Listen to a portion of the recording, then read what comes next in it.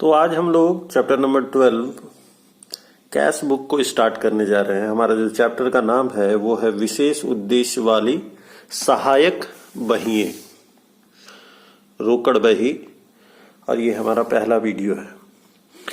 तो सबसे पहले हम लोग समझते हैं कि विशेष उद्देश्य वाली सहायक बहियां क्या होती हैं। तो जिन व्यवसायों में लेन देन की संख्या जो है कम होती है वहां केवल जर्नल से काम चलाया जा सकता है और जर्नल के बाद फिर लेजर बनाया जा सकता है, ठीक है, और फिर ट्रायल बैलेंस और फिर प्रॉफिट एंड लॉस अकाउंट और फिर बैलेंस शीट। लेकिन जहां जैसे जिन व्यवसायों में लेन देनों की संख्या काफी अधिक होती है, तो अगर लेन देन बहुत ज्यादा होगा तो जर्नल एंट्री करते करते हम लोग बहुत ज्यादा, एक दिन में ही बहुत सारा जर्नल एंट्री हो जाएगा। तो अगर एक साल का बात करेंगे तो एक साल में असंख्य जर्नल एंट्री हो जाएंगे, ठीक है, तो उसका आकार बहुत बड़ा हो जाएगा। तो वही कह रहा है कि जहां लेन देनों की संख्या अधिक होती है या व्यवसाय का आकार बड़ा होता है, वहां एक ही जर्नल में लेन देनों का लेखा करना असुविधाजनक मालूम पड़ता है। अब कितना जर्नल एंट्री करेंगे? तो ऐसे सिचुएशन में जो बड़े व्यवसायिक गृह होते हैं, जो बड़े व्यवसाय चलाते हैं, जहां बहुत सारे लेन देन होती हैं, वो रोजनामचे का उपविभाजन किया जाता है वहां पे, ठीक है, और विशेष उद्देश्य वाली सहायक पुस्तकें रखी जाती है, जिन्हें सहायक पुस्तकें भी कहा जाता है। तो अननेसेसरी जर्नल को लेंदी करने से अच्छा है कि हम लोग कुछ सहायक बहियों का मदद लेते हैं, ताकि हमारा जर्नल का संख्या कम हो जाए और डायरेक्ट हम लोग जैसे जैसे ट्रांजैक्शन हो डायरेक्ट जर्नल में एंट्री नहीं करके वो हम लोग बहियों में कर दें, ठीक है। जर्नल को मुख्यतः निम्नलिखित बहियों में विभाजित किया जा सकता है। तो कौन कौन सी बहिएं होती हैं जिनको बनाया जाता है बड़े व्यावसायिक संस्थानों के द्वारा? तो एक होता है रोकड़ बही। बहुत सारा ट्रांजैक्शन होता है कैश से संबंधित, तो कैश से संबंधित जितने भी लेन देन होते हैं या बैंक से संबंधित जितने भी लेन देन होते हैं, उसके लिए अलग से एक कैश बुक बना दिया जाता है, तो जर्नल का संख्या कम हो जाएगा। उसी तरह परचेज बुक, जितना हम लोग क्रेडिट में परचेज करते हैं उसके लिए हम लोग परचेज बुक बनाते हैं। फिर विक्रय बही बनाते हैं हम लोग, सेल्स बुक बनाते हैं जितना क्रेडिट सेल्स होता है उसके लिए। उसी तरह परचेज रिटर्न या सेल्स रिटर्न बुक बनाते हैं, बिल रिसीवेबल बुक बनाते हैं, बिल्स पेएबल बुक बनाते हैं और एक जर्नल प्रॉपर बनाते हैं। तो ये हम लोग सब्सिडियरी बुक्स है जो हम लोग जनरली एक बड़े संगठन में बनाया जाता है। अभी इस सेशन में तुम लोगों को बाकी सारा बुक के बारे में नहीं पढ़ना है, तुम लोगों को सिर्फ कैश बुक के बारे में पढ़ना है। क्योंकि कोरोना के कारण तुम लोगों का सिलेबस को शॉर्ट कर दिया गया है, तो सिर्फ कैश बुक पढ़ोगे, बाकी सारा जितना सब्सिडियरी बुक्स है उसको सिलेबस से हटा दिया गया है। अब हम लोग समझते हैं कि रोकड़ बही क्या होता है। क्योंकि हम लोग का जो चैप्टर है वो है कैश बुक, रोकड़ बही। रोकड़ बही कहने का मतलब है कैश बुक। तो रोकड़ बही क्या है? तो रोकड़ बही वह पुस्तक है जिसमें सभी नगद लेन देनों अर्थात नगद प्राप्तियों तथा नगद भुगतानों का लेखा किया जाता है, ठीक है। हमारे पास अगर पैसा आ रहा है या जा रहा है, ठीक है, रोकड़ बही में सभी चीजों का एंट्री होता है, ठीक है। रोकड़ बही को 4 भागों में बांटा जा सकता है। एक होता है simple cash book. Simple cash book जिसमें सिर्फ एक अमाउंट कॉलम होता है, ठीक है। इसको हम लोग सिंगल कॉलम कैश बुक भी कहते हैं, क्योंकि इसमें सिर्फ एक अमाउंट कॉलम होता है। 2 खाने वाली रोकड़ बही, 2 खाना, जैसे कि अभी हम बताए कि सिंगल वाले में एक ही अमाउंट कॉलम होता है, 2 खाने वाले में 2 अमाउंट कॉलम होता है, ठीक है। तो डबल कॉलम कैश बुक इसको हम लोग कहते हैं। तो कैश बैंक या कैश डिस्काउंट या बैंक डिस्काउंट लेकर के इस खाने को, इस तरह के कैश बुक को बनाया जाता है। 2 खाने वाली जिसमें 2 अमाउंट कॉलम हो, 3 खाने वाली जिसमें 3 अमाउंट कॉलम होता है। और इसमें हम लोग मुख्य रूप से कैश से संबंधित जितना नगद लेन देन हो रहा है, बैंक से संबंधित जितना बैंक से संबंधित लेन देन हो रहा है, और डिस्काउंट अलाउ करें या डिस्काउंट रिसीव करें, ठीक है, ये तीनों के लिए एक एक अमाउंट कॉलम होता है।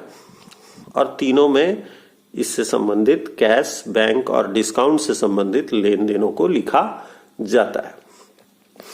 और लास्ट में है खुदरा रोकड़ बही, पेट्टी कैश बुक इसको हम लोग कहते हैं इंग्लिश में। पेट्टी कैश बुक में छोटे छोटे खर्चों के लिए हम लोग एंट्री करते हैं, जो काफी कम अमाउंट का बहुत सारा ऐसा खर्चा होता है जिसको कैश बुक में अगर लिखेंगे, मेन कैश बुक में लिखेंगे तो कैश बुक भी बहुत ज्यादा बड़ा हो जाएगा। इसलिए छोटे छोटे खर्चों के लिए एक अलग से हम लोग कैश बुक तैयार करते हैं जिसको हम लोग कहते हैं खुदरा रोकड़ बही या पेट्टी कैश बुक। अब हम लोग सबसे पहले जो आया था रोकड़ बही में, सबसे पहला प्रकार जो था उसका साधारण रोकड़ बही, उसके बारे में जानेंगे और बनाना उसको सीखेंगे। तो साधारण रोकड़ बही में क्या होता है, तो इसमें केवल नगद लेन देनों का ही लेखा किया जाता है। इसमें एक खाने वाली रोकड़ बही भी, इसे एक खाने वाली रोकड़ बही भी कहते हैं। हम अभी बताए थे थोड़ा देर के पहले कि सिंगल या सिंपल कैश बुक जो होता है, साधारण रोकड़ बही होता है, उसमें एक अमाउंट कॉलम होता है। डबल वाले में 2 अमाउंट कॉलम होता है, 3 कॉलम वाला में 3 अमाउंट कॉलम होता है। तो ये है इसका फॉर्मेट, इसको ध्यान से देखो, नोट कर लो, फॉर्मेट ऑफ कैश बुक। और ये क्या है, तो सिंगल कॉलम कैश बुक है। क्या है, सिंपल कैश बुक है।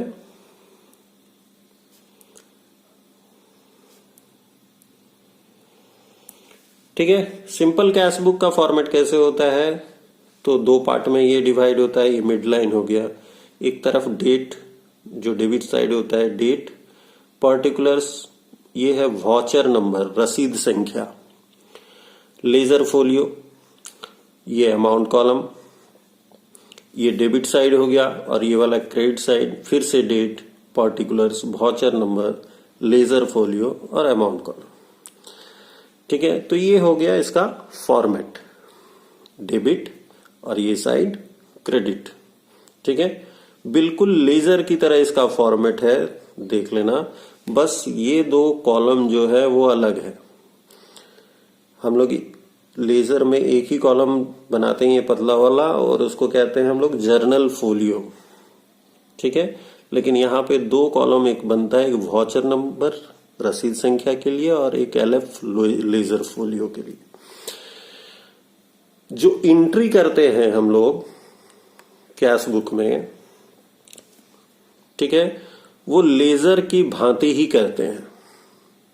ठीक है, जैसा लेजर में करते थे और सीखे थे हम लोग, इधर का जितना एंट्री होगा 2 से होगा, और इधर का जितना एंट्री होगा 22 से होगा।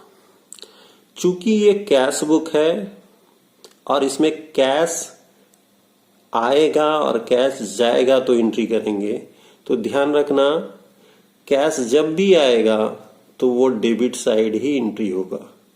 ठीक है, तो जितना तरह का प्राप्ति होगा उसका एंट्री जो है वो यहीं पे होगा, और जितना तरह का खर्च होगा और जिसमें पैसा जाएगा तुम्हारे पास से या फर्म के पास से, उसका एंट्री क्रेडिट साइड में होगा। ठीक है, फॉर्मेट को लिख लोगे। अभी हम लोग एक क्वेश्चन को डिस्कस करेंगे ताकि ये थोड़ा और अच्छे से समझ में आ जाए। एक तुम्हारे किताब में क्वेश्चन है सिंपल कैश बुक का, और इसमें कुछ ट्रांजैक्शन है। सबसे पहले कैश इन हैंड जुलाई 1 में 24,000 रुपया, फिर है कैश रिसीव्ड फ्रॉम बाबू, इसका अमाउंट है 8,000 रुपया। परचेज गुड्स फ्रॉम अनिल 10,000 रुपया। सोल्ड गुड्स फॉर कैश 20,000 रुपया। परचेज फर्नीचर फॉर ऑफिस 500 रुपया। और लास्ट में पेड रेंट 1,000 रुपया। यहाँ सभी ट्रांजेक्शन्स को देखो, जैसे कैश इन हैंड हो गया, कैश रिसीव्ड फ्रॉम बाबू हो गया, sold goods for cash, purchase furniture for office, सभी कैश ट्रांजेक्शन है सिवाय एक के ये परचेज गुड्स फ्रॉम अनिल। क्योंकि इसमें कैश का कोई जिक्र नहीं है तो this is a credit transaction, ये एक उधार का ट्रांजेक्शन है और इसको हम लोग कैश बुक में नहीं लिखते हैं। बाकी सभी का जिस तरह से लेजर में एंट्री करते थे बिल्कुल उसी प्रकार इसका एंट्री करेंगे। तो इसका सॉल्यूशन कैसे होगा, तो सबसे पहले देखो कैश इन हैंड है तो हम लोग जुलाई 1 कर दिए हैं और यहाँ लिख दिए हैं to balance BD. Cash in hand कितना था, तो 24,000 रुपया था और 24,000 हम लोग यहाँ पे लिख दिए हैं। ठीक है, उसके बाद जो सेकंड ट्रांजेक्शन है वो है कैश रिसीव्ड फ्रॉम बाबू। तो पैसा आया है, हम बोले हैं तुम लोगों को जो आएगा उसको हम लोग डेबिट साइड लिखेंगे और जो खर्च होगा उसको क्रेडिट साइड में लिखेंगे। एक तुमको हमेशा जब कैश बुक बनाए तो ये ध्यान रखना कि तुम लोग को इसके लिए कोई जर्नल एंट्री मिलेगा नहीं, तो दिमाग में जर्नल एंट्री खुद करोगे और उसका पोस्टिंग यहाँ पे कर लोगे। तो कैश रिसीव्ड फ्रॉम बाबू तो हम लोग लिखेंगे जुलाई 5 में टू बाबू, और कितना कैश रिसीव किए हैं, तो कैश हम लोग 8,000 रुपया रिसीव किए हैं तो 8,000 हम लोग यहाँ पे लिख दिए।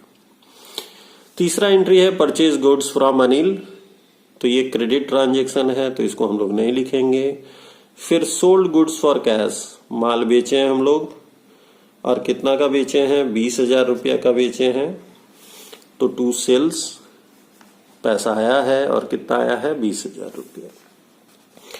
फिर परचेज फर्नीचर, फर्नीचर हम परचेज किए हैं तो पैसा गया है तो बाई फर्नीचर, और कितना का फर्नीचर खरीदे हैं तो 500 रुपया का। उसी तरह पेड रेंट है, रेंट का अमाउंट क्या है तो 1,000 रुपया, तो बाई रेंट कर दिए 1,000 रुपया, ये भी हमारा खर्च है। और अब कोई एंट्री है नहीं यहाँ पे, ये लास्ट एंट्री था, तो हम लोग क्या करते हैं, जिस तरह लेजर में करते थे बैलेंस करते थे उसी तरह हम लोग यहाँ भी बैलेंस कर देंगे। ठीक है, बैलेंस कैसे करेंगे, तो बड़ा वाला साइड को पहले जोड़ेंगे और उसी का टोटल दोनों तरफ लिख देंगे। तो ये वाला साइड बड़ा था 52,000 आ रहा है, 52,000, तो 52,000 लिख दिए। लेकिन ये वाला साइड में सिर्फ ये 500 और 1,000 का एंट्री है 1,500 का, तो कितना कम हो रहा है उसको हम लोग बाई बैलेंस CD करके लिख देंगे। कितना कम हो रहा है, तो 50,500 रुपया। और फिर वो बैलेंस नेक्स्ट मंथ में आ जाएगा। ये जुलाई का महीना था तो अगस्त अगला महीना है, अगस्त 1 को लिखेंगे टू बैलेंस BD 50,500। तो इस तरह से सिंगल कॉलम कैश बुक बनता है। Single column, double column, 3 column, ये तीनों में अंतर सिर्फ ये है, अमाउंट कॉलम का ही है। ठीक है, date, particulars, voucher number, ledger folio सब में होगा। सिर्फ amount column single cash book में या सिंगल कॉलम कैश बुक में एक अमाउंट कॉलम होगा, डबल कॉलम वाले में 2 अमाउंट कॉलम होगा और 3 कॉलम में 3 अमाउंट कॉलम होगा। तो इसी तरह से इनको अलग किया गया है। हम लोग अगले वीडियो में डबल कॉलम कैश बुक को पढ़ेंगे। 1-2 और क्वेश्चन है, उम्मीद करेंगे तुम लोग बना लोगे उसको। ये आसान सा पोर्शन है तो कोई दिक्कत नहीं होने वाला है। बिल्कुल कैश अकाउंट जिस तरह बनाते हो उसी तरह इसको बना लोगे।